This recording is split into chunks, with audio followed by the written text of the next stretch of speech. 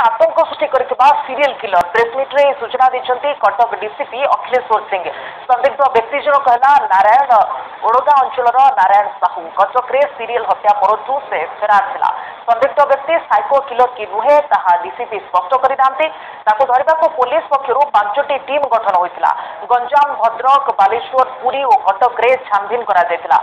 किछि दिन तळे कटक रे 3टी चांचल्यकर हत्याकांड घटितिला। जुलाई 22 रे रानीहाट रे जनकू और 23 रे ओएमपी छकरे 2 जनकू समान ढंग रे हत्या करितिला सीरियल किलर। पुलिस सूचना अनुसार गिरफ अभियुक्त नारायण साहू कटक रे 3 निराश्रय को समान ढंग से विवश भाव में आक्रमण करने सहित हत्या करिछि।